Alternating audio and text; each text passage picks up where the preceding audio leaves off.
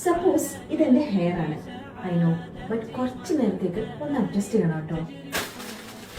ഹിജാബ് എങ്ങനെയാ ഇങ്ങനെ ഷേപ്പിൽ കിടക്കുന്നതെന്ന് കുറേ പേര് ചോദിച്ചിരുന്നു. അതിനുള്ള വീഡിയോ ആണിത് കേട്ടോ. ശരിക്കും ഇതെന്റെ ഹെയർ ആയിരുന്നെങ്കിൽ എന്ന് വരെ തോന്നിപ്പോയി. നല്ല ലെങ്തി ആയിട്ടുണ്ടായിരുന്ന എന്റെ ഹെയർ ഈ ഇടയ്ക്കാണ് ഞാൻ വെട്ടി ഷോർട്ട് ആക്കിയത്.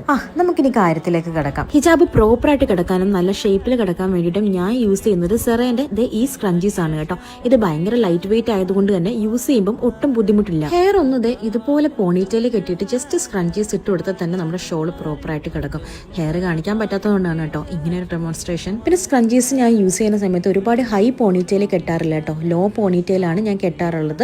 ഹൈ പോണിറ്റെയിൽ ആയിട്ടുണ്ടെങ്കിൽ അതൊരു ക്യാമൽ ഹമ്പ് ഫീൽ ആയിരിക്കും തരിക. ലോ പോണിറ്റെയിൽ ആണെങ്കിൽ വളരെ ബ്യൂട്ടിഫുൾ ആയിട്ട് ഓൾ ഡേ ലോങ് പ്രോപ്പറായിട്ട് ഹിജാബ് സ്റ്റേബിൾ ആയിട്ട് അവിടെ തന്നെ നിൽക്കും. ഏത് ടൈപ്പ് ഹിജാബും പ്രോപ്പറായിട്ട് കിടക്കാൻ ഈ സ്ക്രഞ്ചീസ് ഹെൽപ്പ് ചെയ്യും കേട്ടോ. ഞാൻ ഫസ്റ്റ് ഒരു ഷിമ്മർ ഹിജാബാണ് ഇട്ടത്. ഇപ്പൊ ദേ പഷ്മിന ഹിജാബാണ് ട്രൈ ചെയ്യുന്നത്.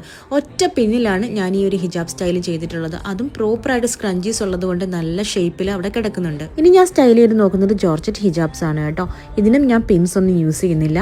ബട്ട് സ്റ്റിൽ നല്ല രീതിയിൽ തന്നെ ഹിജാബ് അവിടെ സ്റ്റേബിൾ ആയിട്ട് നിൽക്കുന്നുണ്ട് ആൻഡ് നല്ലൊരു ഷേപ്പും കിട്ടുന്നുണ്ട്. ഇനി എന്റെ ഫേവറേറ്റ് ആയിട്ടുള്ള സെറയുടെ ജേഴ്സി ഹിജാബ്. ഈ ഒരു ഹിജാബിന് പിൻസേ വേണ്ട. ഹിജാബ് സെറയുടെ ജേഴ്സി ആണെങ്കിൽ ജസ്റ്റ് ഹെയർ ക്യാപ്പ് ഇടുക, സ്ക്രഞ്ചീസ് ഇടുക, ഹിജാബ് ഇടുക. വേറെ പിൻസോ കാര്യങ്ങളോ ഒന്നും ആവശ്യമില്ല. ഓൾമോസ്റ്റ് എല്ലാ ഓൺലൈൻ ആൻഡ് ഓഫ്ലൈൻ ഷോപ്സിലും സെറയുടെ സ്ക്രഞ്ചീസ് അവൈലബിൾ ആണ്. Do check it out and try it out.